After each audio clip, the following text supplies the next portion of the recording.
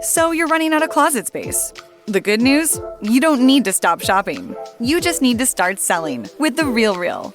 The RealReal is the world's largest and most trusted resource for authenticated luxury resale. Whether it's that mini bag that can't even fit your phone, or those boots you never fully broke in, the RealReal handles everything from photography and copywriting to shipping and pricing. So you can just sit back, get paid, and make room for things that actually feel like you. And with 10,000 plus new arrivals every single day from top designers like Prada, Celine, Louis Vuitton, and Loewe, all for up to 90% off retail, you're bound to find something perfectly on brand to fill that extra closet space with. Plus, right now, you can get an extra $100 to shop when you sell for the first time. Make room for what feels like you. Go to therealreal.com to start selling and get your extra $100 to keep shopping at therealreal.com. That's therealreal.com. Terms apply.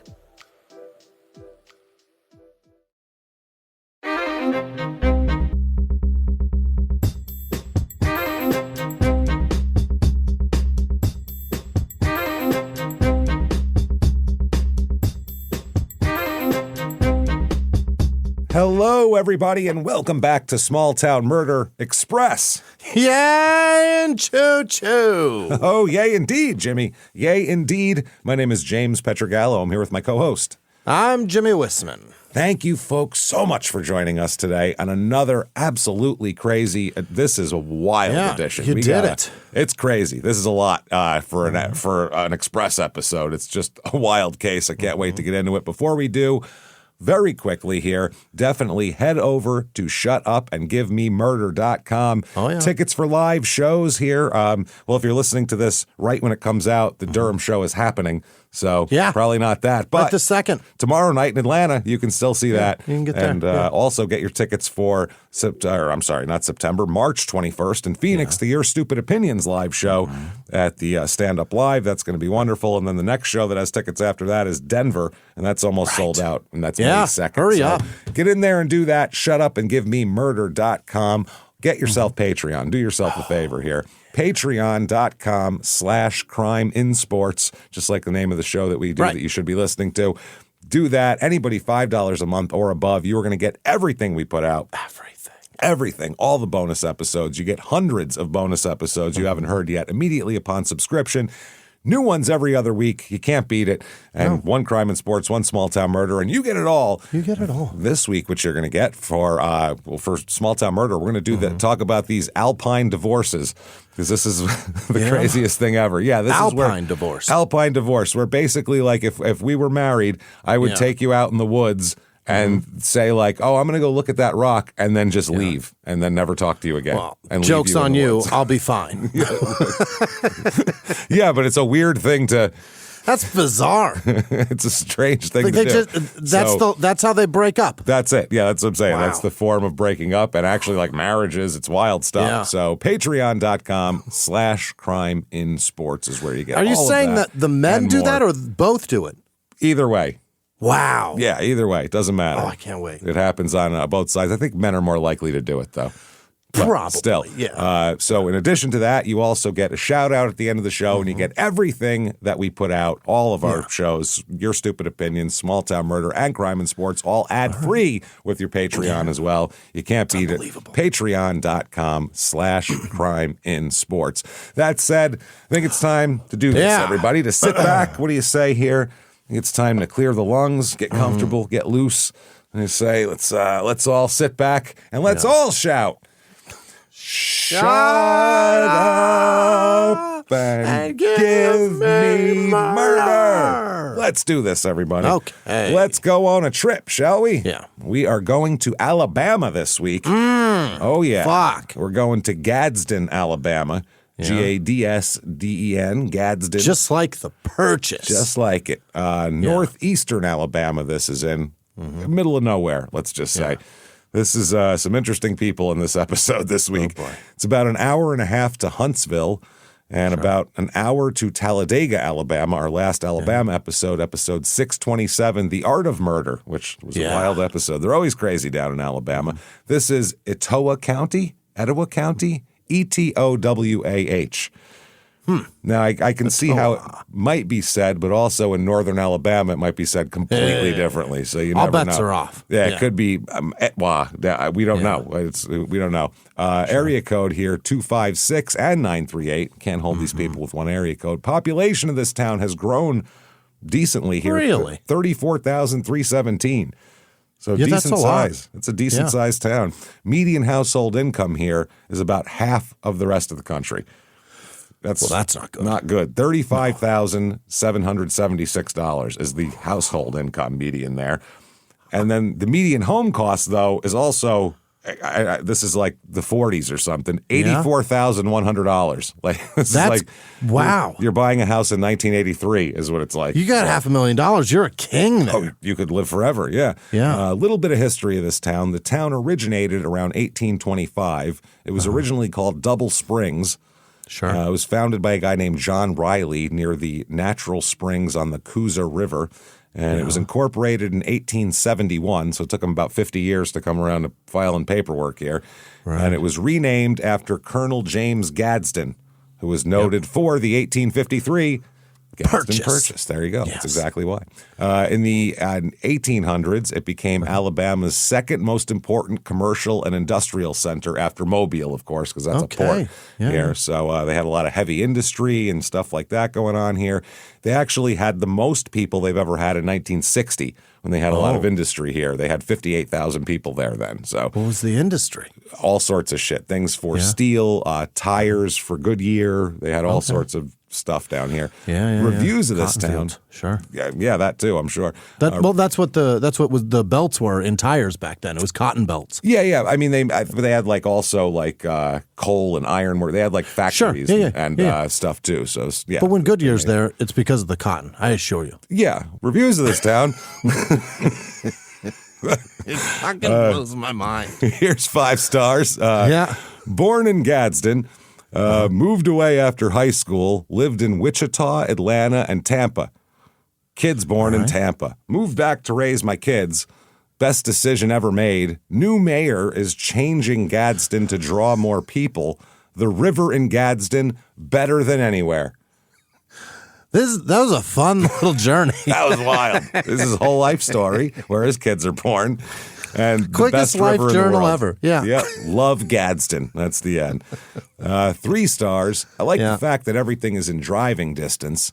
And some people are friendly.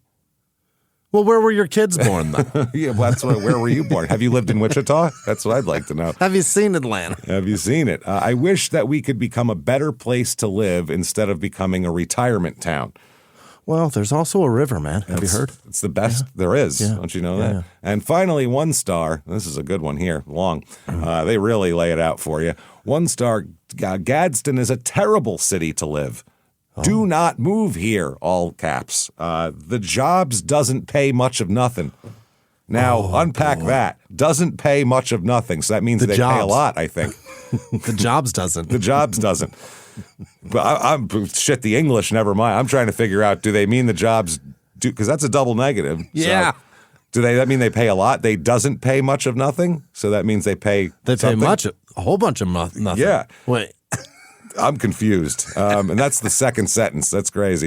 If you're not in the Gadsden clique, spelled CLICK, or know someone really good, you can't and won't prosper in your job position. The houses are ran down, old, and antique. They're ran down.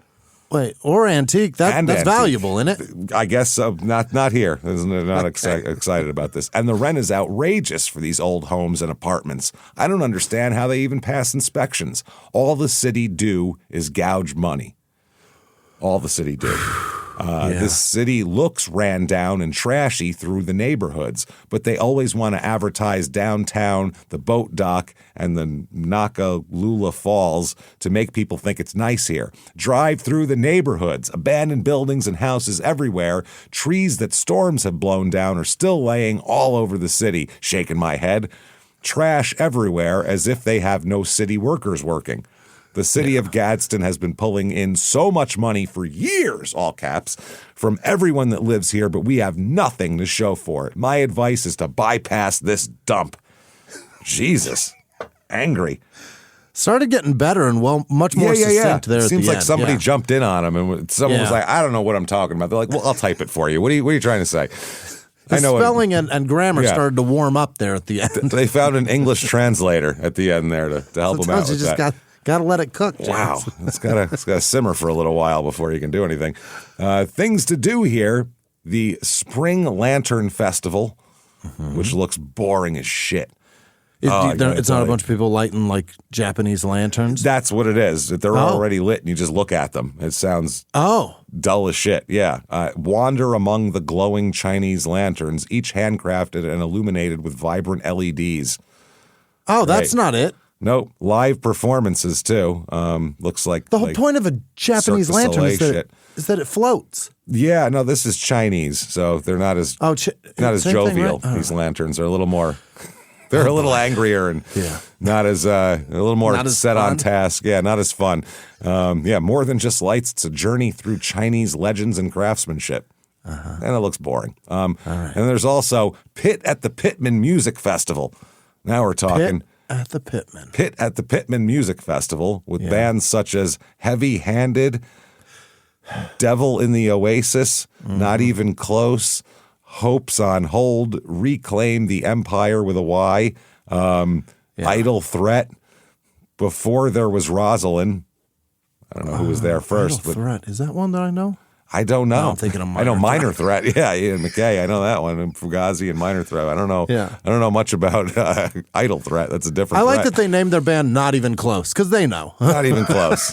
Yeah, we're not even gonna get it. Stay Lost. There's a bunch of different bands here. Who knows? It's at the Pittman Theater there, and there's also the Gadsden Southern Soul Fest as well.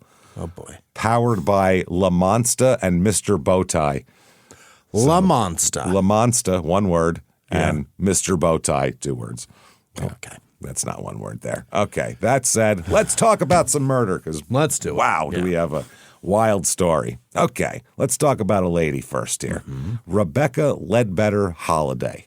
Let's talk about her. We're gonna start in 1986 and work around that. Okay. 1986. Rebecca Ledbetter Holiday, Hollladay. Holiday. A-D-A-Y. All right. Yeah. 31 years old she is at this time. Her parents are Lester and Barbara Ann. She goes by Bobby Phillips. That's her mom. She's got a sister named Katrina who will come up in this story. Sure. She has, in 1986, a 12-year-old son named Shay Ledbetter. Okay, so that's her little world at this point. She's recently divorced. Oh. Very recently, like in the last couple of months, I hear. Recently divorced from a man named Glenn William Holiday. There you go. There's the Holiday. He's 37, so a few years older than her. And he's an interesting cat. Let's just say that. He's got some past to him.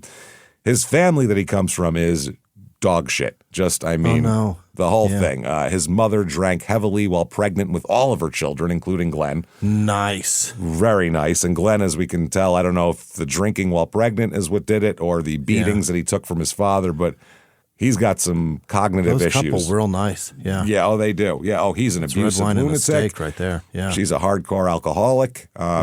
His father even admitted later that he physically and verbally abused the entire family throughout all the children's childhood. Just completely abused everybody and the mother, for that matter. They said later on in a court ruling, this is from their assessment, that his childhood was replete with alleged reports of Mr. Holiday beating the children. Glenn's mother told state workers that Glenn was, quote, her slow child or her, quote, retarded child. That was what she called him. And he's the worst of the brilliance in this group. The slow one is him. Yeah. And she drank with all her kids. And he failed first grade, which a lot of kids, they hold him back if it's socially not working. The early one, But then he failed second grade. Oh, no. That's not good. So strike 2. He's not doing well. At 9, because he was so not caught up to the rest of the kids, they gave him only in 3rd grade. Yeah, I should have been. I think he was only in 2nd grade. 9 is like 4th grade usually. I think he failed too. Yeah. They gave him an IQ test and he scored a 49, that's real low. That is great for a 1 game point total in basketball. If your shooting guard scored 49 points, you're doing great. But if they scored 49 on his IQ test, it's not good. They gave it to him again 20 days later just to see if maybe he was having a bad day, and he got a 56.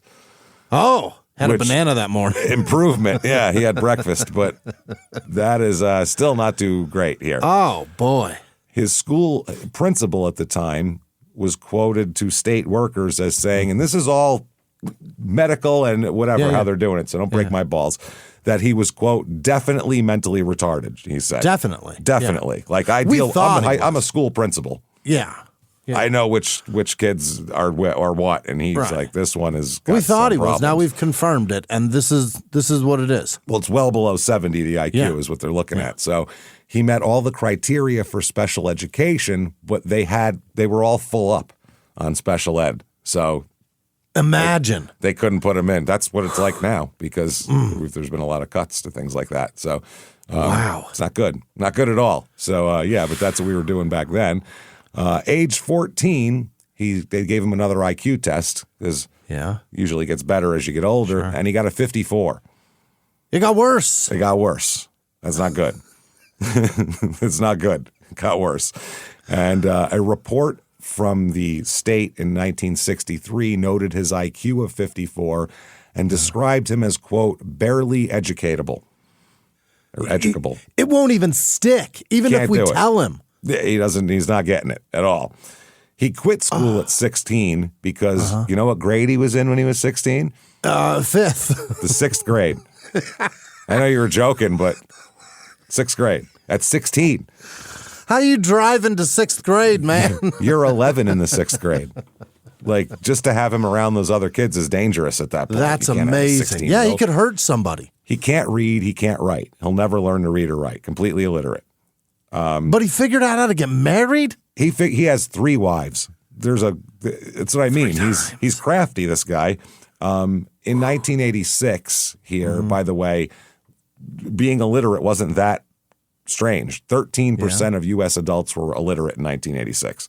Yeah. Which is too many. That's more than 1 in 10 is illiterate. That's a lot. Yeah. Now, as a social life, in his social life, as a teenager, he hung around either by himself or with much younger kids, which makes sense because he was in their class. Yeah. You can't. The high school kids don't want to hang out with a kid their age who's in 6th grade. Who the fuck wants to hang out with that kid? In high school. We did the botanical gardens together. That's why we do this. We go on field trips. He loves Chuck E. Cheese. I mean, what do you expect? He has a poor vocabulary. He has trouble following conversations and keeping up, and has trouble keeping jobs. Yet somehow, women, he has no problem getting to marry him. I don't understand this. Wow. It's wild. It's crazy. He couldn't. This is his work history, okay? Tried to go start working. He couldn't operate a ladder. That's just 1 foot there is above not the other, right? No, like one that opens. Oh, he couldn't extend it? He couldn't whatever things you need to do with a ladder, he couldn't do. He couldn't open it. Couldn't figure it out. He would set it up upside down all the time. Oh, what? And they're like, you can't, no, that's not okay. Can't do that. Look, it's a V. No, the other. How do you say you can't? That ladder, it's got to be that, right? No, he would turn it upside down, the ladder, like the feet so up. It had the extended, so that's not good. Yeah. That's bad. Yeah, the V ladder, obviously, I think even he could figure out that wasn't right. If you put it upside, he's like, obviously I'm joking. The other one has the feet, so he kept putting the feet up at the top? Up at the top, yeah, couldn't figure that out. His father ran a painting business, and Glenn couldn't tell the difference between a scraper and a screwdriver. He'd bring the wrong thing. They're both flat. He'd bring the Phillips head. That's the scary part. Yeah. That's the part that really is frightening. But how do you... Yeah, how do you survive like that? It's hard. He'd get frustrated. He couldn't understand directions. And sometimes if he'd get frustrated in a job, he'd just run away. He'd just run away. And that was that. He'd never come back. New job. That movie. It's go on. Coast to coast, James. It's crazy. He worked at Forrest Gump was like way smarter than him, by the way. That's the scary part. Yeah. Like, he would look at Forrest Gump in wide-eyed admiration of his intellect, of his mammoth intellect. He worked at a tire store, at Kelly's Tire, but he couldn't operate the machines. No. Couldn't figure him out. Those are complicated. I would think. So he was relegated to just manual labor and cleaning and doing that. He never figured out how to open a bank account or do anything of that nature. By the 80s, though, he's like 6'2", 6'3", and strong as a fucking ox. He can bench press later on 400 pounds. He's a huge, oh my gosh, strong. He's Lenny. This is Lenny right here. Yeah, it doesn't take any brain power to put it up. No, not at all. As we can see, look at the NFL and all sorts of sports. There's lots of jacked idiots running around. Yeah, and every gym in America. The Paul brothers are pretty jacked. You know what I'm saying? They're morons. There's a bunch of idiots in this country. Absolutely. So he would be given over his lifetime 11 IQ tests. And he ends up basically with a score of about 64 is what they figure out. Stop taking them, man. They keep giving they're not it to doing him. better. He never took a test and scored above 70, which is the threshold for intellectual disability, basically. Yeah. He could drive a car. That's one thing he could do.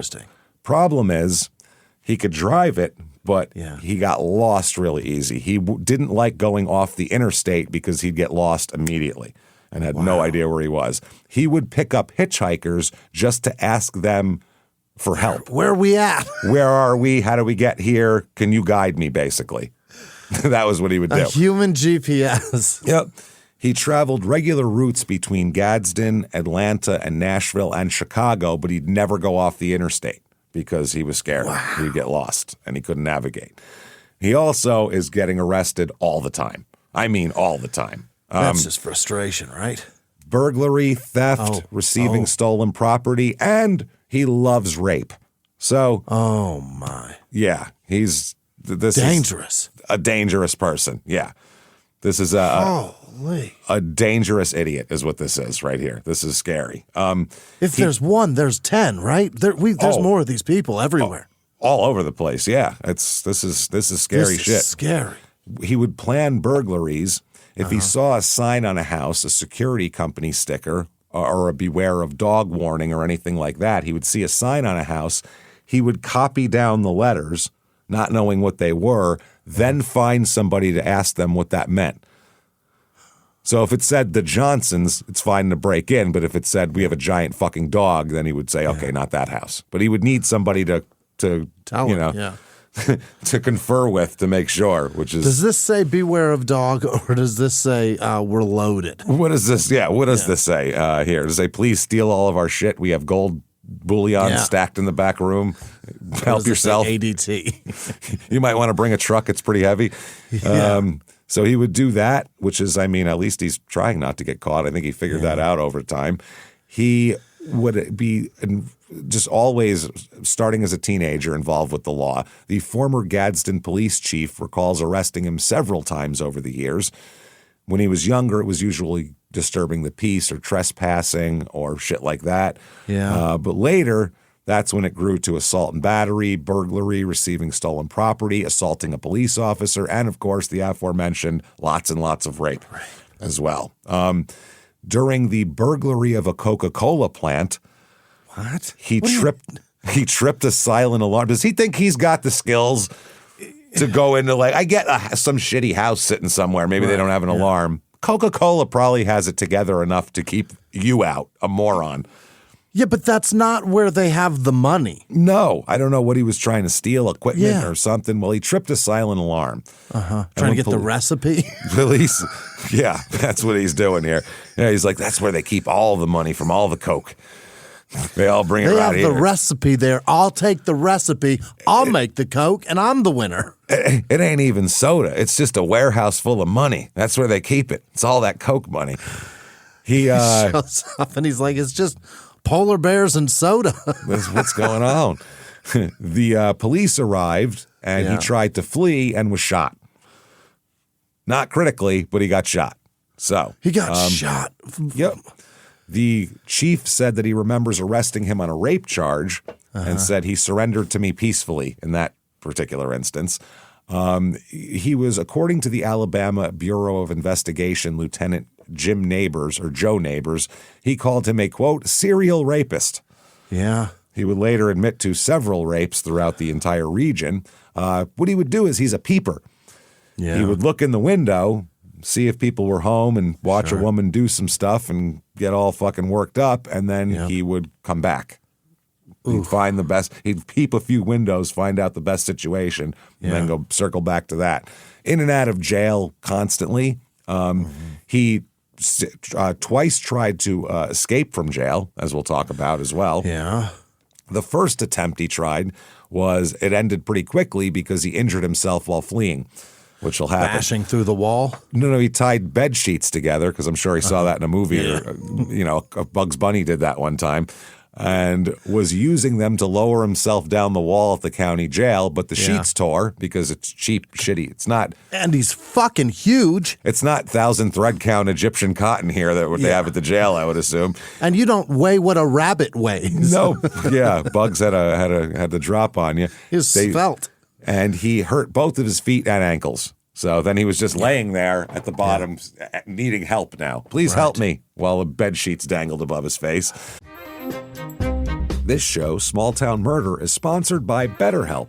BetterHelp.com. Absolutely. March includes International Women's Day, everybody. A moment to celebrate women's strength and progress while also recognizing how much they carry every day. And you know that. If you've ever been around a woman or seen your mother or anybody like that, there's a lot to do and a lot to carry, and it's true. And a lot of these things, between caring for others and managing responsibilities and unseen things, their emotional well-being can easily be overlooked. And we want to remind women how much they matter and that therapy offers a space for them to take care of themselves in the way they deserve. You should do that. Get in there. Therapy is great. I'm telling you. You can see things just in a whole new perspective, in a whole new light, and get just tools that are amazing to help you deal with life. It's incredible. I don't know anybody where I would say they don't need any therapy. Everybody could use something. You know what I mean? It's just a lot. It really is. You got to unpack the history to know how you can do going forward. Absolutely. And BetterHelp this is the place to do it, everybody. This is the place to start. They have quality therapists. BetterHelp therapists work according to a strict code of conduct and are fully licensed in the U.S. They have a match commitment as well. BetterHelp does the initial matching work for you. You can focus on your therapy goals rather than trying to figure out what therapist is best for you. They do a short questionnaire that helps identify your needs and preferences. Then they use their 12-plus years of experience and industry-leading match fulfillment rate. They typically get it right the first time. But if you're not happy with your match, you can switch to a different therapist at any time from their tailored recommendations. It's really phenomenal. No extra cost. No extra cost. They just want you to get help. So it's unbelievable here. With over 30,000 therapists, BetterHelp is the world's largest online platform for therapy, having served over 6 million people globally, and it works. They have an average rating of 4.9 out of 5 for a live session based on over 1.7 million client reviews. You really should do this. We recommend it. Women, men, everybody out there. Great place to start. It can really help you here. Your emotional well-being matters. Find support and feel lighter in therapy. Sign up and get 10% off at betterhelp.com/smalltownmurder. That's betterhelp.com/smalltownmurder. Now back to the show. Just going to take a quick break from the show and say thanks to HomeServe for sponsoring this episode. HomeServe.com. Absolutely. It's great to own a home. Owning a home is fantastic. You know, one minute you're hanging out, you're looking out your window, sitting on the couch, thinking everything's great. Looking at your stuff. Looking at your stuff. Next second, pipe bursts, you're ankle deep in water. Then what are you going to do? Yeah, repairs don't care about if it's convenient time for you or not, and they don't care about your budget. That's the problem. You know, you got health insurance, you get car insurance, you get all these different things, your phone, everything's covered. You protect all these things. But what about your home? It's your biggest investment. And when things go wrong, the costs are hard and fast. It's rough. So that's where HomeServe will save you. I'm telling you right now, regular homeowners insurance, they usually don't cover a lot of the day-to-day wear and tear, plumbing failures, HVAC breakdowns, electrical issues. You know, you're often on your own for those. You know, if a hurricane hits your house, it's one thing, but these repairs are horrible. That's where HomeServe comes in. It's like a subscription for your home. For as little as $4.99 a month, they've got your back. Repairs hit fast and hard. You could be searching for a contractor in a panic, or you could already be on the phone with HomeServe's 24/7 hotline scheduling a repair, and they take care of all that crazy stuff for you. It's super simple. You choose a plan that's based on your needs and budget. When something on your plan goes wrong, just call their 24/7 hotline and get that repair process started. They've helped homeowners like you and like us for over 20 years with a trusted national network of over 2,600 local contractors with 4.5 million customers and a 4.8 out of 5 post-repair rating. It's an A+ Better Business Bureau rating. They're the real deal, and they are. They're fantastic. I love HomeServe. It is. I feel so much more secure knowing that I'm not going to have to scramble and panic and try to figure something out when something goes wrong. Be up there knee-deep in muck for no reason. Oh, yeah, because I've lived in like Arizona when the air conditioning went out, and it was like, it's a panic. You're in a panic. Yeah. Oh, my God, we're all going to die. It's a crazy panic. So help protect your home systems and your wallet with HomeServe against covered repairs. Plans start at just $4.99 a month. Go to homeserve.com to find the plan that's right for you. That's homeserve.com. Not available everywhere. Most plans range between $4.99 and $11.99 a month. Your first year. Terms apply on covered repairs. Now back to the show. Which is hilarious.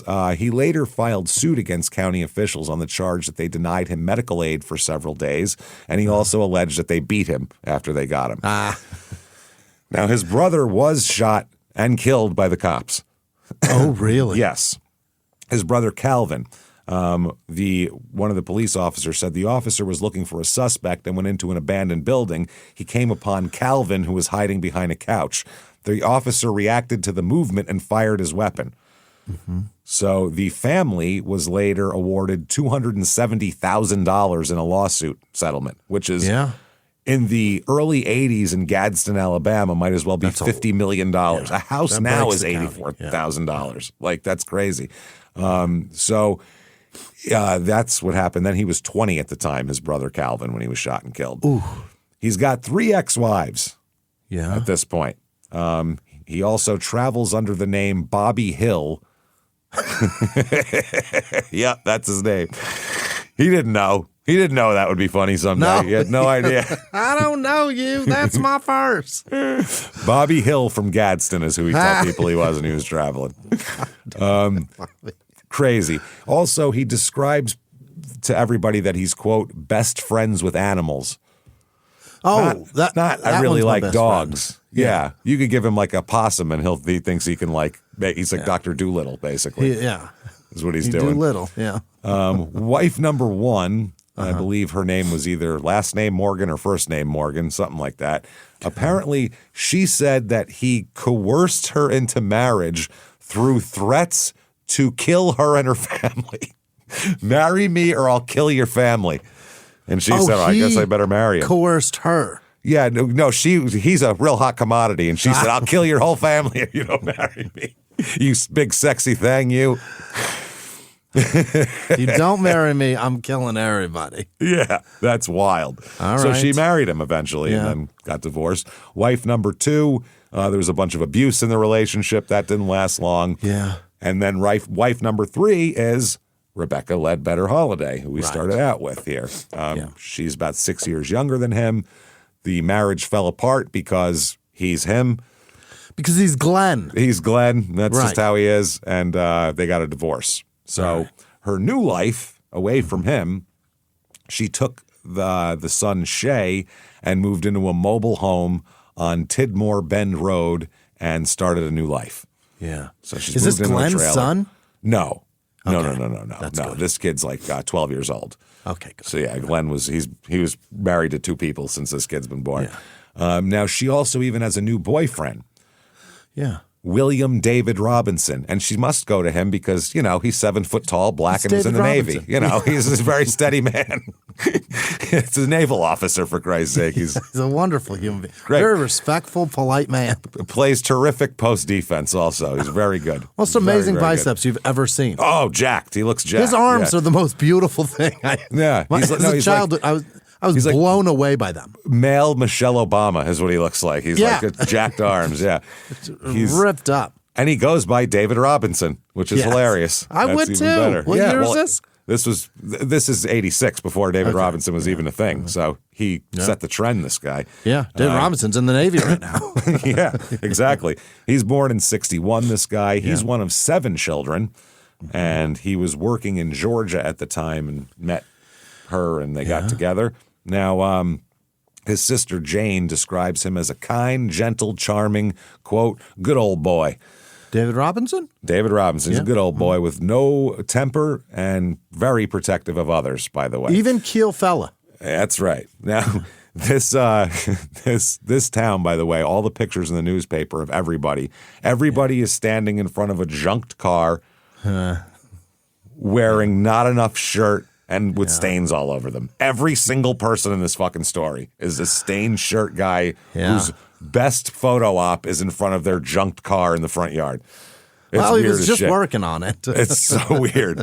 It's almost like, I'm working on this one. It'll be running pretty soon here. Pretty soon. Now, he knew Rebecca. They were friends from being kids and reconnected through her brother, and then they were dating. And it was starting to get more serious as 1986 goes on. In March of 1986, Glenn is in jail. He's at the Cherokee County Jail in Center, Alabama. Now, he was there because DeKalb County had arrested him for receiving stolen property. The DeKalb facility was undergoing construction, so they shipped him to Cherokee County temporarily. Yeah. Okay. Now, on a day when most of the staff was in court, there was court stuff going on, there was only one jailer on duty. Now, Glenn's a big, powerful lunatic. He overpowered the guard and took his gun and locked the jailer in the cell. Like a crazy Western movie. Overtook literally said, now you get in the cell. Yeah. And locked him in there. And then just walked out. The easy way for that not to happen, don't walk up to the cell and open it. At all. Don't get your gun close enough to the cell. Well, if he was taking him for a shower or taking him for something like that. I don't know. I'd wait till everybody else gets back. I guess. But that's what happens. So the county sheriff at the time said, as I remember, we only had one jailer on that particular day. About all of us were at court. Yeah. So what ended up happening after that, he and another inmate, Miller, this guy, they left that day and they took a red pickup truck driven by Howard Corson. They carjacked a guy and made a guy drive them somewhere. They forced Corson at gunpoint to take them across the state line to Georgia. After he locked the jailer in the jail. After he locked the jailer in the jail. So now he is a fugitive from justice. He's armed and illiterate and a dangerous man. On his way to Georgia. On his way to Georgia. So sometime in this, after he escaped, he showed up at Rebecca's trailer. While he's on the run, he's there? Well, yeah. So he's wanted on escape charges. He's a fugitive. He's wanted for kidnapping. But he shows up at the trailer, broke in, and beat the shit out of Rebecca, and then left after the cops were called, somehow snuck away and got away from everybody. Wow. Yeah, crafty. Now, Rebecca obviously is scared of him after that. Very, yeah. So David Robinson here, he thought the threat was serious as well, so he brought a gun over to the house for her to protect herself with here. Now, Rebecca was afraid. Everybody was afraid. Brings a gun in, says, in case Glenn comes over, shoot him in the fucking head, ask questions later, basically. So many times. Now, he has such a long record. The county sheriff, Roy McDowell, when questioned about Holliday's criminal record, said, you name it, he's done it, which is awesome. That's pretty fucking amazing. We've been dealing with him for 25 years now, so I'm not surprised at anything he'll do. But don't worry, he'll be out soon. He'll be out soon, and, then we'll put him back in, and, we got a real just kind of go around in circles with him. He's the reason that habitual offender laws exist, so that you can lock them up longer, right? We call them the hokey pokey laws. You put yourself in, turn yourself around, and put your left leg out, and then you're on out now, and that's that. That's how it works. 1986 in August, he's in Nashville. He meets a man named Richard John Hardy, Dick Hardy over here. Yeah. And that's Hardy like a heart-y, like the stout. Like the soup. I'm hearty. Like the adjective for a chunky soup. Hearty. Yeah. He introduced himself as Bobby Hill from Gadsden, Alabama. So he met a person there. That'll come up again. August 23rd, 86, he visited Hardy at his house. While he's there, he mentioned that his ex-wife's name was Becky and that she had a new boyfriend. And very matter-of-factly, if she doesn't stop seeing him, I'm going to kill her. So there's that. The fuck? He said verbatim, quote, if she didn't stop seeing him, he was going to kill her. That's what the guy said. He met this guy once. Mm-hmm. So I guess he figured he's talking to him under an assumed name, so who cares? I guess. Now, August 24th, 1986, this evening, at the mobile home on Pope Road here. This is where Rebecca is. And there's a lot of mobile homes. They're very close together. Everybody hears everything. It's in a park. trailer park. Yeah. If one person's fucking, you're like, oh, Billy's getting it on down there. Again. Yeah. Down there in number 4, boy, he's he's putting it on her, boy. You hear that? And you're at number 14 too. Like you're well a distance away here. So the police, there's people present here. She's there. Rebecca, her son Shay is there. Her sister Katrina is there. And also David Robinson is there practicing layup drills in the driveway, obviously. That hook shot. And also Larry Thomas Jr. is there, who's the 16-year-old from next door who's spending the night with Shay because they're best friends, even though he's 16 and Shay's 12. Yeah. Okay, whatever. So we don't know if they don't go to school together. That's what I mean. They might be in the same class.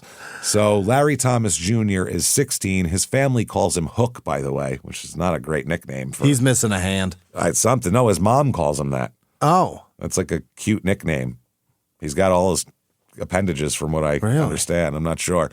He's the only child of Larry Thomas Sr. and Claire Fletcher. So he lives real close by and he's spending the night. Now, as this is all going on, Rebecca's in her bedroom. David Robinson is in there with him. Shay is in his room. And Katrina is also there, Rebecca's sister. Okay. And Larry Thomas is there, like we said, spending the night at the friend's house. So this little trailer has 5 people in it. So we know that. At some point, Larry Thomas decides that there's nothing here to eat and he's going to walk back to his house quick to grab a snack.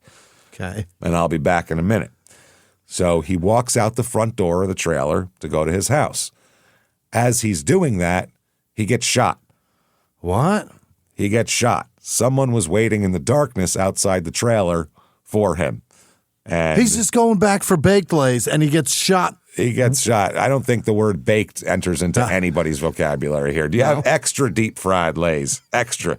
You have ones that are worse for me? Lays. Got anything like that at all? Cooked in more fat? Do you have lard lays? Is that possible? So he walks out there. Apparently, Glenn thought he was David Robinson. He thought it was dark. Man. Yeah. He saw a guy walk out, so he shot him twice. My God. Larry Thomas Jr. collapsed outside the trailer and dies. Just killed a 16-year-old. Yeah. So then Glenn forces his way into the front door, armed and obviously violent. Yeah. Katrina is up getting ready for bed. She saw him come in. She yells for Rebecca, holy shit, Glenn's here. She screams that. Glenn, rather than shoot Katrina, just shoves her aside. Okay. like a monster movie. Shoves her aside and keeps moving down the hallway. Now he stops at Shay's bedroom. The 12-year-old. He tries to turn the light on. He's trying to find it in the dark, and he can't find the light. So he gives up and keeps moving on.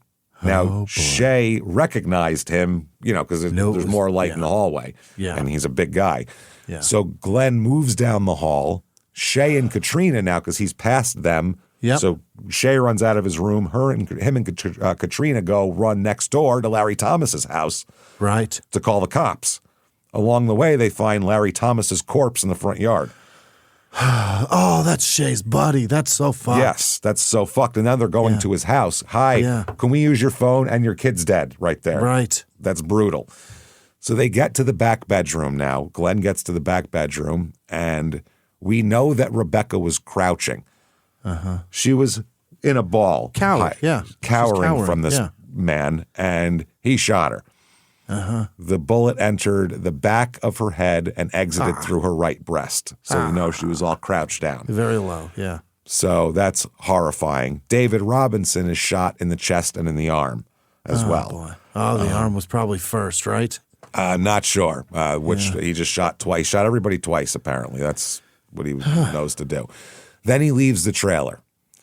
So Katrina and Shay call 911 from the trailer next door, obviously. Yeah. Larry Jr. and David are dead at the scene when police arrive already. Rebecca was transported to a hospital where she died shortly after. Oh, Jesus. So this was a slaughter. 3 people. Yeah. 2 of them don't know. They don't even know this fucking guy. You know what I Right. mean? This is crazy. One of them, he doesn't even know so much he mistook a 16-year-old for him. Right. It's crazy. So Glenn is nowhere to be found. And they're hunting him now. Now it's a hunt. And it is insane. It's pretty much the biggest manhunt in the history of the county. Really? State agencies, federal officers, bloodhounds, helicopters, planes. I mean, any 1986 technology they could whip out. Wow. They were doing. People are locking their doors. It's scary shit. And they don't find him. What? They don't find him. This goes on. For how long? Weeks this goes on for. Weeks. They can't find a man with a giant man with a 64 IQ. They can't come up with him. The district attorney said it was a time when everybody was keeping their doors locked, watching behind themselves and watching dark corners and everything. The sheriff at the time said the people were terrified here, absolutely terrified.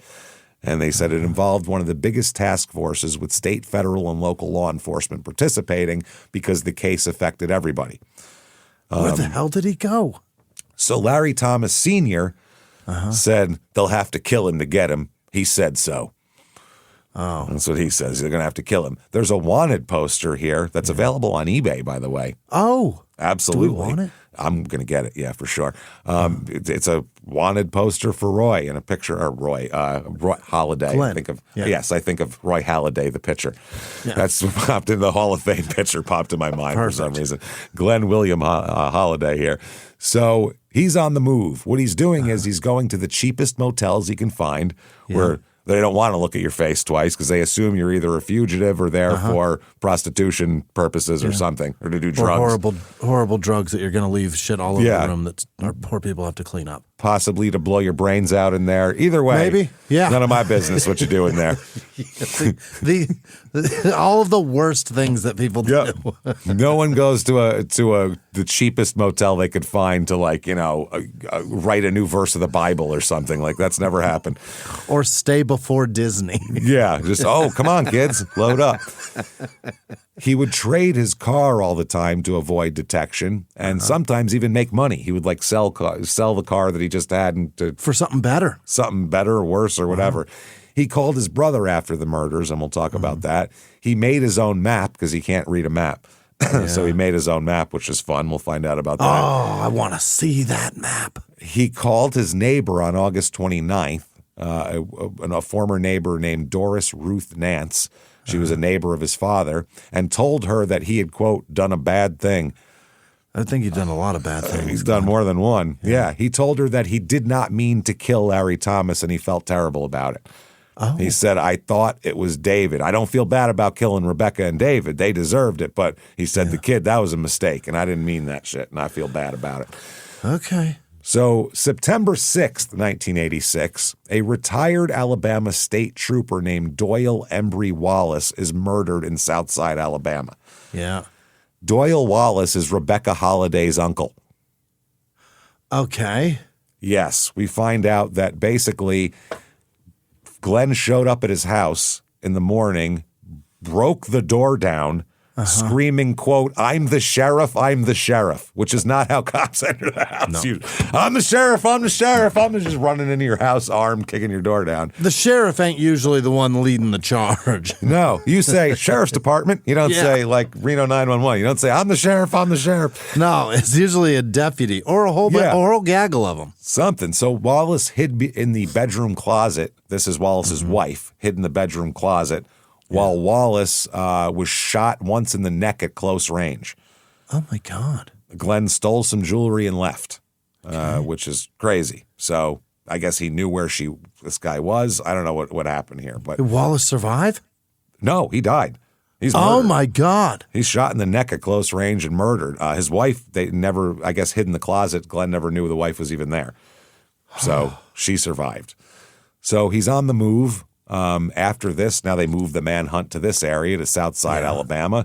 One of the police officers said there's a 50-50 chance we had a reliable sighting. Supposedly, he knocked on the door of a house where a woman knew who he was. She opened the door just as her phone rang, and she saw him run across the street and into some woods. So a bunch of officers were called in. They combed the woods. They brought dogs in. They didn't find him. The bullets that were found in Wallace matched the gun used to kill Rebecca Larry and David Robinson. So still got the same gun. Still got the same gun. Now rumors and fear and shit is spreading like crazy. Sure. One guy here, Red Blanks is his name. Red. That is a birth name, James. Yep, Red Blanks. That is not a nickname. Oh, no. He owns Blanks Barbershop. He sees the motive to the case. He said, well, this man was married to Rebecca Holliday's aunt, and he was killed because it had something to do with the divorce. This guy said the rumor is that he talked her into the divorce, then later played matchmaker, introducing her to Robinson. That's the rumor. People just made that shit up. Nobody knew that. They said he was going to get everybody that had anything to do with the divorce. So one of his friends said. Another person said, people talk about a list, that he's got a list of people he's going to get. What I say to them is, have you seen this list? Do you know anyone who has? It's a ridiculous thing to get rumors started like that. Yeah, I would say people are very cautious here. Everything's going crazy. They said they're getting 60 calls a day to the county with someone sees someone riding through the neighborhood on a bicycle, they'll call the cops, and they got to go check it out now. So it's a lot. He said he doesn't want to discourage people from talking, but, people be talking. If it's a 5'7" black guy, probably don't call us. It's not him. Yeah. You know what I mean? And also, you think he can operate a bicycle? I don't. No, I don't. He can't operate a map. So, more rumors here. They said, as FBI special agent said, you hear rumor after rumor after rumor, but that's all they are. Just rumors.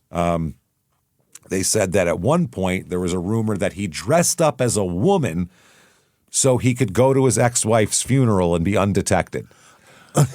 He's a 6'3", 230-pound man who's going to dress up like a woman and blend right into the crowd. No one's going to notice that. That was an actual rumor that was going on. Wow. This is how ridiculous this is. This is small-town murder at its finest right here.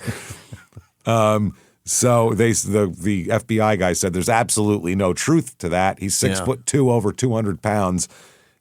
People would have noticed him. Yeah. I did hear the rumor that he was going to pretend to be an elderly British lady and just babysit the kids. Just watch Shay over and over. Just to get his parenting time. Jesus Christ. So there's a sighting here. Yeah. A woman calls the cops. More than 40 officers went to the area around this person's house because somebody saw someone in their backyard acting suspiciously. The one guy said, they look like a bunch of honeybees coming down to the hive, talking about the cops coming. Yeah. They had their vests and their dogs and their helicopter, but they didn't find him. I kept on working. I ain't scared. He's mean, but I'm meaner than him. That's one of the neighbors said that. Oh, really? I'm meaner than him. I'm scared of that guy. In the newspaper also, I'll read right from this article, to add to the mystique surrounding the case, Williams said he's been told by the Hollidays that they are descendants of Doc Holliday. Mm-hmm. The Wyatt Earp Doc, whose name is John Henry. His name is not Holliday. That's a fake name. Is it not John Henry Holliday? I thought it was John Henry. I thought that was his name. That could be John Henry Holliday. I think it's John Henry Holliday, but the spelling is not that way. Yeah, with an I. But I mean, 100 years spelling's changed. Oh, okay. Yeah, you might miss a letter. Well, no, there's people Petrogallos who are Petrogala. There's ones that lose the I. There's people spell they change spellings of their names. Really? Oh yeah, absolutely. That happens all the fucking time. Okay. People around Gadsden say that he won't be taken without a fight. Red Blank said, it's a fact he's going down when they find him. I think all the police officers will be cautious about this. Even a good, strong veteran policeman has got to be a little scared for sure because he's going to try him. That's what's going to happen here. So anyway, the other people say the other rumors are that Holiday has a vendetta against the police because his brother was shot and killed. Oh. They're looking for him in the woods. One person says, this is red blanks again, a lot of people like to say he's in the woods and all raggedy and everything. He said, I think he's undoubtedly got people helping him. He's probably got a house somewhere near Georgia right now. It's a lot of speculation. Yep. And the people are buying guns everywhere. The guy who owns the gun shop said people are calling, asking about guns. How much is a gun? They don't say what kind or anything, just a gun. There's a lot of hysteria out there, and I don't understand it. That's because you're the guy with all the guns. Of course you don't understand. You're like, I just unloaded all your guns out. Gun, Oh, man. Then at one point, one of the guys who knows him said, quote, he ain't no mad dog. No? Nope. He just got in a piece of business, and now he's in deep. A piece of business? Was he in the Gambino family? What the fuck are you talking about? He's not a mad dog. He ain't no mad dog. He's not a mad dog. Come on now. If you were in jail and got a letter from your wife about a divorce, what would you do? There's two sides to every story. Not go to her house and murder everybody. That's what I would do. I'd get the divorce and be pissed off. And you're married and you don't expect a letter that you're getting a divorce to. Right? You're an idiot. Yeah. I would say I would write 15 minutes of stand-up about it probably. I'd write a good chunk. That's what I would do. If I'm in jail, not murder, and everybody. I'm going to be there a while, if I don't get a letter, I'm filing for divorce because this woman will stay with any moron. No shit. So he goes on to say he's a good fella if you know him. I've got nothing against him. He's smart. Okay, this guy has lost all credibility now. There goes the moron. He's not a mad dog. He's looking up to this man intellectually. Like, this is wild. He said, He's smart. Got to be to run from the law as long as he has. And then another person says, what bothers me is people trying to make a hero out of him. Why? How would he be a hero? He's just going around murdering people that don't deserve it. How's that a hero? That's fucking crazy. Now, one person that was a friend of his, a neighbor of his, Mrs. Wallace Harp, who's a neighbor of Rebecca and knew him, describes Glenn as, quote, one of the nicest people you could ever know. What? She said she and her family will not sit on their front porch without a gun for protection. But they said that he was such a nice guy. Whenever he came into the store she worked, and also one time at the county fair, him and all the neighborhood kids were hanging out, including Larry Thomas, and he was treating all the children to whatever they wanted. He's just being the nicest guy. He's grooming them, is what it sounds like. Right. Yeah. And the woman said he was just having a ball. Yep. Why you got that pistol then? She said, "Yeah, what's with all this gun, Philip? He said, if I had seen him when he broke out of jail, I would not have reported him. That's what she said. That's what she said, which is fucking amazing. Weeks later, he's still on the run. This is unbelievable. Kidnapped some other guy at one point. Yeah. That's another thing that happened, to use him as his own little personal GPS because he couldn't know where the hell he was going. He was asking somebody for directions, just grabbed him and said, you know where you're going, coming with me. He called his brother somewhere along the way, and his brother said, quote, he said unless a miracle happened, I would find out publicly in a few days that he's gone to the next world. Mm-hmm.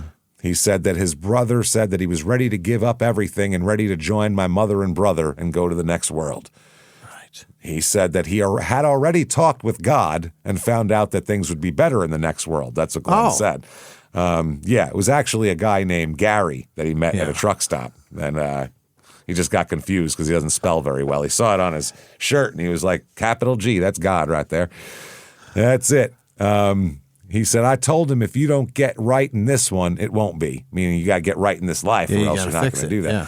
He said he fears his older brother's flight will end the same way as his other brother who got killed. Right. So October 9th, 1986, he's in Gainesville, Florida. Nothing good has ever happened in Gainesville, Florida. Absolutely not. Nope. He was heading back to his hotel in Lake City, and then he stopped because he saw an apartment. Yeah. And he wanted to peep. So he peeped. He goes peeping. A neighbor saw him peeping, called the cops. Yeah. So they send a cop there, and he gets away from the cop. He gets away. Then another cop found him at this apartment complex. He got away on a foot chase from the one cop. Another cop showed up, encountered him, and told him to freeze. He apparently grabbed the deputy's service revolver. This is his move that he does. The deputy had a backup weapon, pulls that out, shoots Glenn in the abdomen, arm, and in the chest 3 times. Has to shoot him 3 times. 3 times he goes down. Hey everybody, just going to take a quick break from the show to tell you how to get the best clothes, easier and much less expensive with Quince. Quince.com, Quince.com. You know it. A thoughtfully built wardrobe comes down to pieces that mix well and that last. You know, it's something that looks like garbage after 2 times that you wear it. That's where Quince shines. Premium fabrics, considered designs, and everyday essentials that feel effortless to wear and dependable even as the seasons change. Quince has the everyday essentials that you're going to love and that we love with quality that lasts. They have lightweight cashmere sweaters, short-sleeve Mongolian cashmere polos, linen bottoms and shorts. Jimmy got those linen pants. And yes. It's good times there here. Tees in 100% Pima cotton and European jersey linen.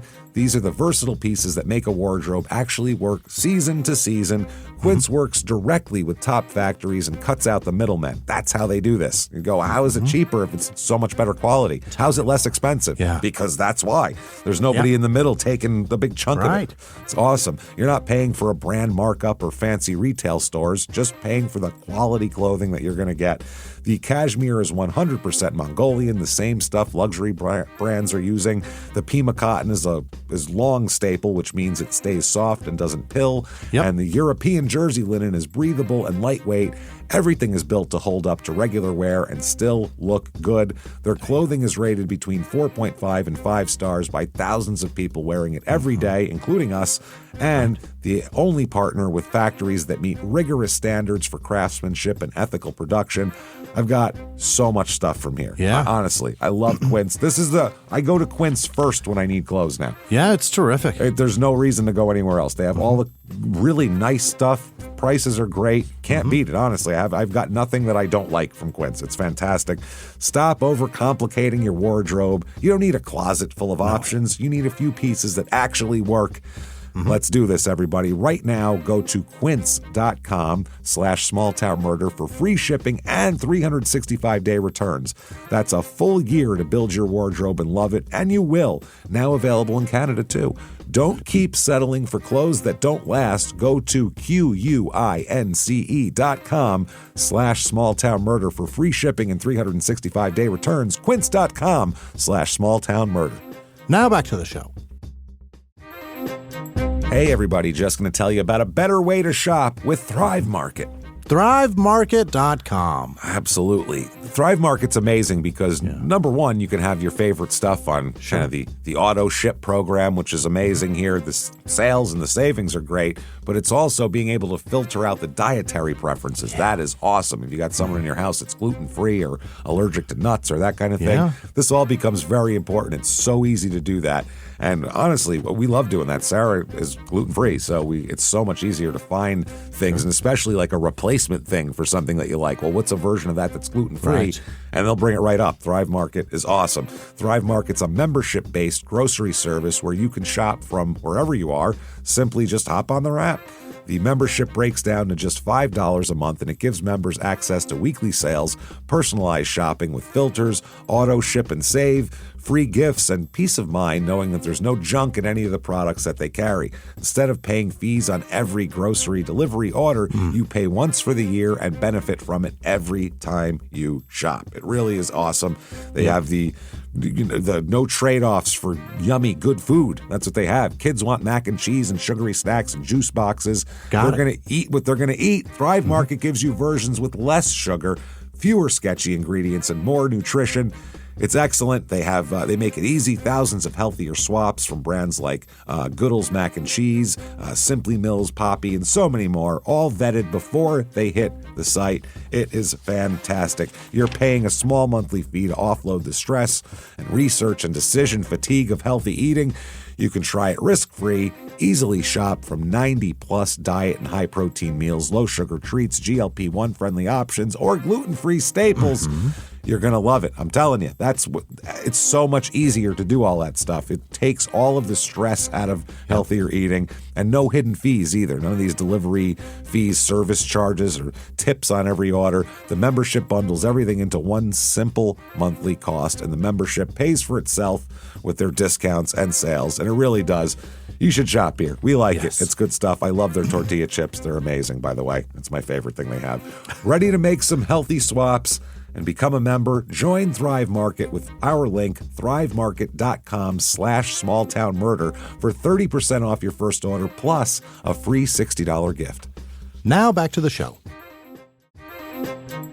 Hey everybody, just going to take a quick break from the show to tell you about the safest sponsor we could possibly have, Simply Safe. SimplySafe.com, SIMPLI safe.com. Absolutely. You know, you get all these notifications on your phone all the time, and you kind of just, you start ignoring them. It's just dinging and vibrating and doing all these things. But if the latest ping is from your security camera, you're not going to ignore that. You don't want to ignore that one. Someone's breaking in, you're at work doing something, or you're at the movies, you're out to dinner, you're out of town. You'll see the footage in a couple hours, but great, it's too late then. Someone's already pillaged your entire house. That's why you need Simply Safe. They're not waiting for you. Simply Safe is customizable home security system. It's backed by 24/7 monitoring agents that you can rely on even when you're not around. That's the thing about it. I love Simply Safe. It's the best home security possible. We both use it for everything that we have. Our house is our studio, anything possible. And this is the reason why. Traditional security systems only act after someone's already broken in. That's the problem. It's too late. It's already happened. Simply Safe's Active Guard outdoor protection can help prevent break-ins before they happen. While other security systems and companies, they lock you into this long-term deal here, Simply Safe comes with no long-term contract. They earn your trust every day by keeping you safe and keeping you satisfied. They're so confident in the protection that they provide, they even back it with anti-theft guarantee. And we're not the only ones doing this either. Nope. Simply Safe protects over 4 million people. They have 20 years of experience in home security. They were just named the best home security of 2026 by U.S. News and World Report, and they've been named the best customer service in home security with industry-leading customer satisfaction scores to prove it. It's time, everybody. It is. It's time. Protect yourself. Protect everything you have. Right now, our listeners can get 50% off their new Simply Safe system at simplysafe.com/small. That's simplysafe.com/small. There's no safe like Simply Safe. Now back to the show. So now he's at the emergency room saying literally, quote, "I want my mommy, is what he's saying. Stop it. So Officer Pete Bridget arrives at the scene. He's at the emergency room. Glenn's been shot 3 times, potentially life-threatening wounds, chest, abdomen, arm. He's receiving treatment, but he's kind of conscious and talking. So they asked the physician, mind if I read him his Miranda rights? Yeah. And the doctor said, I don't give a fuck. He's conscious. Do whatever you want, basically. So he read him the rights. Glenn said he understood them, and Glenn said he wanted to talk. Mm-hmm. And then he looked up at the guy and he said, my name is Glenn Holiday. I shot and killed 4 people in Alabama. There you go. He thought he killed 4 at the time, but he didn't know that the other guy was dead. He thought he killed other people, but ended up killing 4 that he killed. He said, they say I killed 5 people over a woman. She was a lying woman. She won't be lying no more. Oh, my God. That's what he said to the cop. Then he laughed and winked. He laughed. He gave him the old, you get what I'm saying? You know get it, right, buddy? You know what I'm talking about. Them women be lying. He laughed and winked. He fucking winked. As if the joke is so buried beneath the surface. You get it, right? Kill your ex, her new husband, an uncle, a child. Just kill everybody. You understand what I'm getting at, right? I killed 4 people. Oh, over my a lying God. woman. She won't be lying no more. Won't be lying no more. Winkety wank. He's under armed guard, so he doesn't run away. Now, during the search of his car, they found a small piece of paper with a triangle drawn on it. A number on each line of the triangle. They couldn't figure out what it was. And then they figured out it's a fucking map he made on his own because he can't read maps. That's the map? The numbers were route numbers of the interstates connecting Chicago, St. Louis, and Nashville. Oh, he's that dumb. He's that dumb. He just drew that This one goes over here. This one goes over here. This one goes over here. He drew himself a map. That's right, which is wild. Wow. Now, the reactions, everybody's very happy. They said things are getting back to normal now, and now they don't have to be so scared. But other residents said, well, he escaped from jail before. Who says he won't escape again? He could be doing that. So he is never charged for the Doyle Wallace murder. In the neck? Never charged for it. Killed a retired cop, shot him in the neck, not charged for it ever. There's a reason for that, as we'll talk about, though. Yeah. He does admit to a lot of other shit, though. He admits that in November of 1985, he was present when a man named Elton Barksdale, not Avon Barksdale, Elton Barksdale was killed and his body was burned in his home in the Duck Springs community. He said he was there for that. And this is a real murder that happened. He was an elderly antique collector found inside his burned home. He was fatally shot. Jesus. Yeah, that was in 1985. So he admits to that. He tells investigators about multiple murders and multiple rapes he's committed all over the fucking region. Everywhere. He rapes everywhere he goes. Okay. And he's this is kind of the dream for an investigator. You want him to just You scared the shit out of me for a second. Just going around raping and killing. What a weekend. I mean, boy, this guy really lives the life, doesn't he? I've heard of people going to Ibiza, but I was about to fucking turn the recorder off right now. Hold on, stop. Wait, what are you talking about? We got to talk. We got to have a long chat, these Jimmy. messages will be right. So as an investigator, this is like a dream come true for like somebody just be giving you all this information. Yeah, telling you everything. This is what we want usually, but I don't want this. I think I just found out I don't want it. They're not going to charge him with any of the rapes. Yeah. None of that stuff. They're only going to charge him, besides the murders at the trailer, the only thing they're going to charge him with is the kidnapping charge for kidnapping the guy when he got out of jail. Okay. When he escaped jail and held him at gunpoint. In the red truck, So everybody relaxes. The manhunt's over. Larry Sr., his son has been killed, said, I will rest a little easier now, but the search for Holiday is all that has been keeping me going. Because then he has to Oh, yeah. That was something to do. That's stopping me from grieving. Now I have to grieve. This is going to suck. Yep, they say, packing a .38 revolver and a police scanner, Thomas has spent weeks in his pickup traveling from county to county searching for Holiday. He's just been looking for him on his own. If I find him, I'm going to put a .38 slug in him, boy. That's something. He said, all I need's 5 rounds. I'll get him. That's it. He said, if I got my pants on, I got my gun. I don't feel like I can put it up yet. Just in case. They said Thomas was working on a hot water heater and listening to the police scanner when he heard a dispatcher say that Holiday had been captured. And they said, did you hear? Did you hear? They got Glenn Holiday. He said that, his wife told him that here. And he said, it's crazy. They said, we're relieved that Glenn isn't going to hurt anybody else. That's the sister. So she said, that's that. Trial comes up. Tons of security because he's a dangerous maniac. This is the prosecutor's first capital murder case, by the way. Nice. Perfect. The defense say they shouldn't allow any of his statements he made at the hospital while he was. Of course, they say that. They said it was involuntary because he was possibly on medication. He's illiterate. Duress. He's got limited cognitive function to begin with. If he loses some blood, I can't imagine his IQ is going to go up. He's been shot 3 times. They bring in Katrina, who said he shoved me aside and went down the hallway. They bring in Shay to testify, who said, I saw him in the hallway with a gun. And it's pretty open and shut. Whether they have his admissions or not, it's pretty open and shut. The guy from Georgia testifies that, or Tennessee testifies that Bobby Hill from Gadsden wanted to kill his wife, Becky. Glenn testifies on his own behalf. Smart. Yeah. He's thinking this one. Wow. He said, I wasn't even there at the trailer. I didn't kill anybody. He said, I was in Nashville that night. Oh. Well, what about all those people that saw you there? Yeah. And he said, well, I wasn't there. They didn't confuse me for somebody else. They're confused. Very confused. Verdict, guilty of first-degree murder. His defense was, I wasn't there? Wasn't me.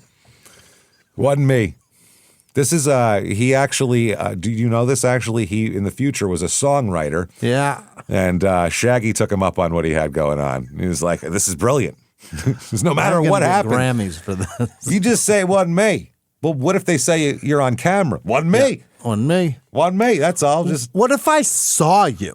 Wasn't me. wasn't me. I don't know what to tell you." So, awaiting sentencing, he does a jailhouse interview like a fucking idiot and says, quote, "I think I'm a good person. Some bad things have just happened to me. Some To bad me. thing to me, To me. not the rape victims and all of the my murdered people." God. Wow. He says he can bench press 400 pounds.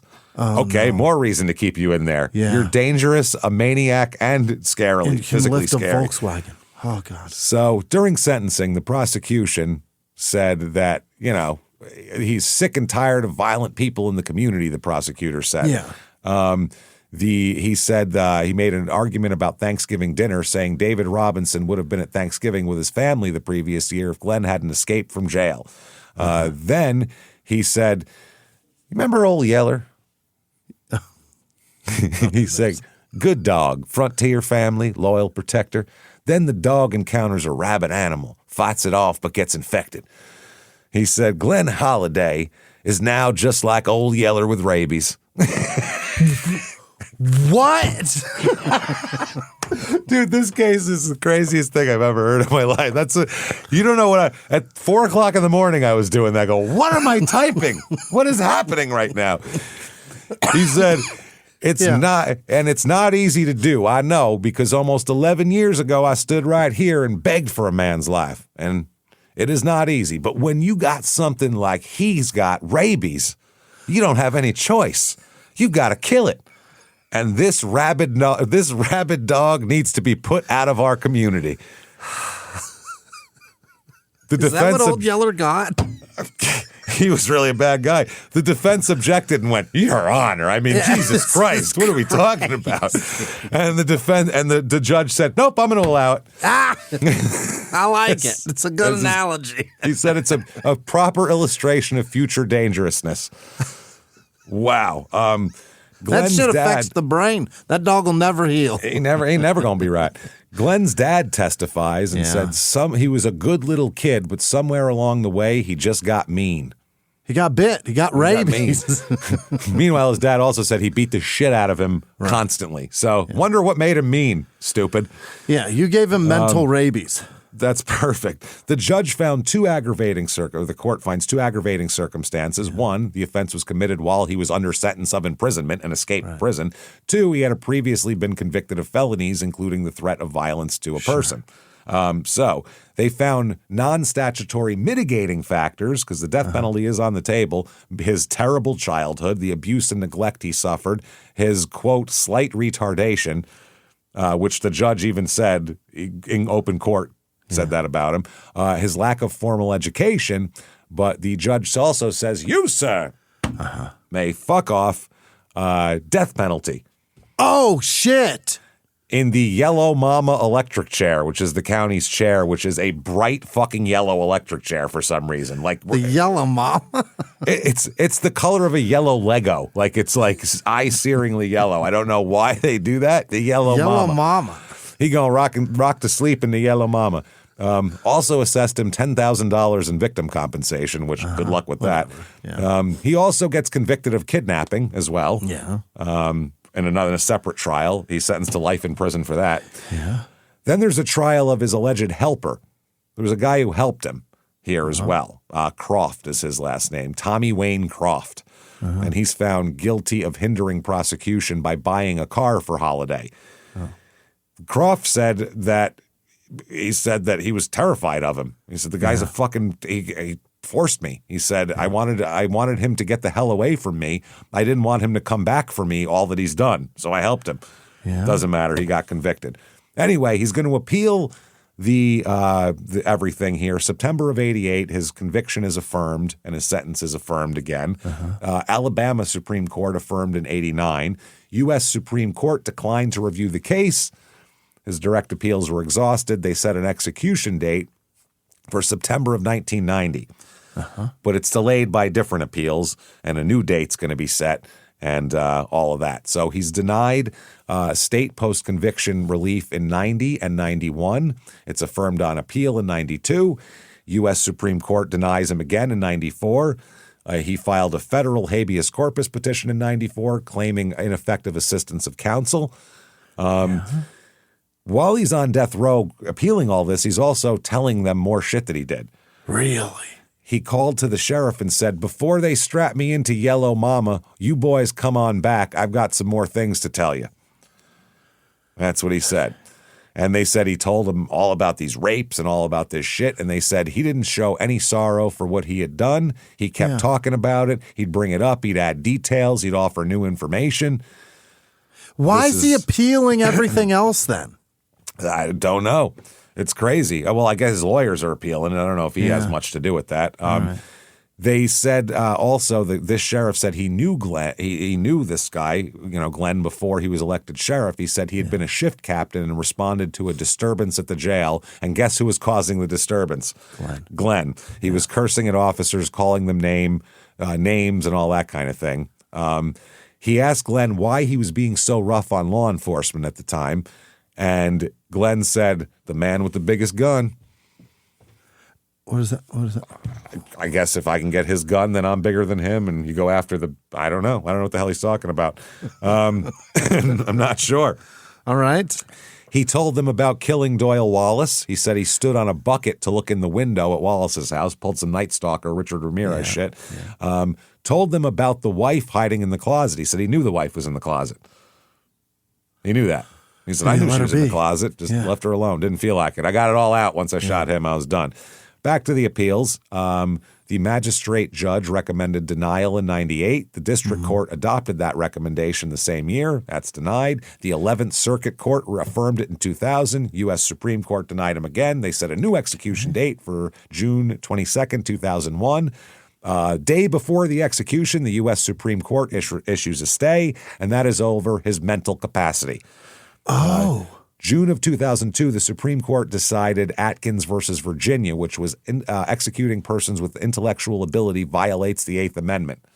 Yeah, cruel and unusual, right? Yeah, they said, quote, you cannot execute the mentally disabled. Well, 64 is low. So that's that. And also in the appeal, they said the trial judge called him, quote, slightly mentally retarded. Slightly. The judge called him that. James, it was slight. Slightly. Yeah, that's true. I've been called worse, to be honest with you. I've been called worse. The state is from our fans even. So the state says he's faking it. He faked a lifetime. Come on, guys. I mean, since first grade, this boy is diabolical. He's been planning this. He knows. Since the 60s. He said, quote, we don't think he's actually retarded. We think he's faking it. A man said that in court. May 2003, state sets a new execution date because they said, we don't care what the Supreme Court says. We're Alabama. Anyway. That's fucking crazy. They file a bunch of new shit that comes out here. They argue that he's not intellectually disabled. His poor IQ scores were the result of illiteracy and laziness rather than genuine cognitive limitation. Yeah. Come on, guys. And they said that his ability to plan and commit crimes demonstrated normal intelligence. No, because he always gets caught, so not really. I mean, not always. He plans and commits horrible rapes. He's not like a society cat burglar, though. No. It's like sitting with a bunch of artwork he stole and he's sipping doing a brandy. He's very dumb. selfish crimes that are very easy to get away with if you're in and out. He said that, this is the DA, Glenn Holiday is just mean. He's a burglar, murderer, and a rapist who's just too darn lazy to learn how to read and write when he was in school. That's wild. So they bring in experts. One says, biggest moron ever. The other goes, I don't know. He's pretty sharp. That's basically what it is. What he's sharp at is survivability. That's it. Yeah, he's got actually like an animal, though. Yeah. I mean, an animal, that's a raccoon problem. survives off garbage. They talk about how he confessed to having sexual relations with animals. Oh, God. Not understanding why this was be considered strange because he said, they're my best friends. You mean the animals? The animals. He tried to give himself an enema in prison, made a giant mess, and didn't seem embarrassed and was unable to adequately clean it up. They were like, that's a good sign that something's fucking wrong with him. Okay. 2006, his claims are denied. Again. Finally, October 2006, a U.S. district court reviews the evidence and says, Jesus Christ, he's the dumbest fuck who's ever come before me. We can't execute this guy. Whatever. So Larry Thomas Sr. dies in 2007, by the way. 2008, the Alabama state appeals that decision, and it's affirmed. So they have a resentencing hearing in 2009, and they sentence him to, well, the judge says, quote, you will leave prison in a pine box. You, sir, may fuck off, life without parole. It's a big box. Big old box. Then in prison, right around that time, he's diagnosed with cancer. Oh, no. March 12th, 2012, dead. 6:07 in the morning. He's dead. That was fast. 62 years old. Yeah, Alabama prison cancer treatments aren't that and good, also, I don't think. Prior to being in Alabama prison, Alabama lifestyle for That 62 too. years. Yeah, just the fried shit leading up to that point. DA said this will bring a conclusion to what was otherwise a dark chapter in the history of this county. And that's that. And there's that poster on eBay that you can buy. There's one that's like $40 and there's one that's like $250. I don't know what the difference is or why you would want the $250 one, but $40 you can get a wanted poster Bill, right? of this idiot. Yeah. I don't think it's autographed or anything. No, so there you go, everybody. That's Gadsden, Alabama. And holy fuck, man. one of the craziest goddamn stories I think we've ever told in an hour and 10 minutes. That's I insane. can't believe that they didn't put him away long ago. It's insane. The whole thing is crazy. He's insane. It's all insane. Yeah.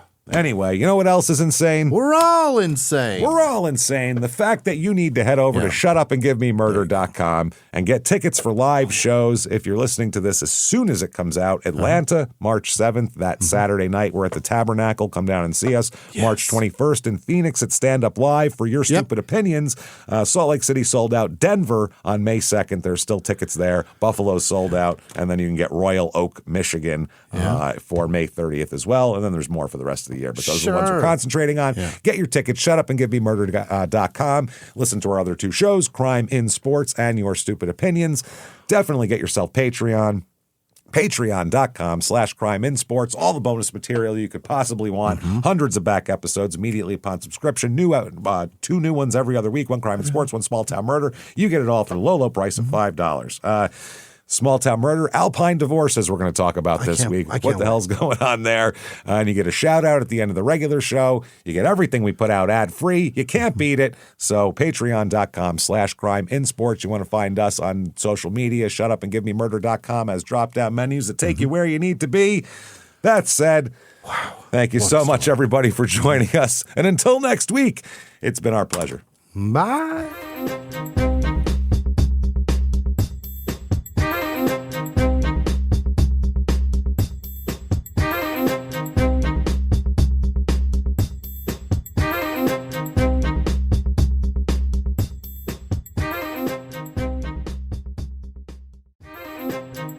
Hey, everybody, listening to Small Town Murder out there. Yeah. Hi. Hello. Good to see you out there. I'm here with Jimmy, too. And this is an ad, but not an ad for a product. This is an ad This is for the best tour kind. dates. Yes, Yeah. come see a live show, the 2026 tour. Yeah. All the tickets are for sale right now, starting out with February 21st in Nashville, March 6th in Durham, March 7th in Atlanta. Phoenix is sold out. We do have tickets, though, to Your Stupid Opinions on the 21st of March. Salt Lake City sold out. Denver has tickets. Be there on May 2nd. May 29th, Buffalo sold out. Royal Oak, Michigan, May 30th. We have September 18th, Milwaukee, September 19th, Minneapolis, October the 3rd in Dallas, October 16th in San Jose, October 17th in Sacramento, November 13th in Terrytown, November 14th in Boston. Come see us. The live shows are spectacular. Come join all of the other STM people. You're going to meet so many people. You're going to have fun. Make some new friends. Like crazy and make some new friends. Come out and see us. Shutupandgivememurder.com is where you go for those tickets. Get them right now while they're hot. See you on the road.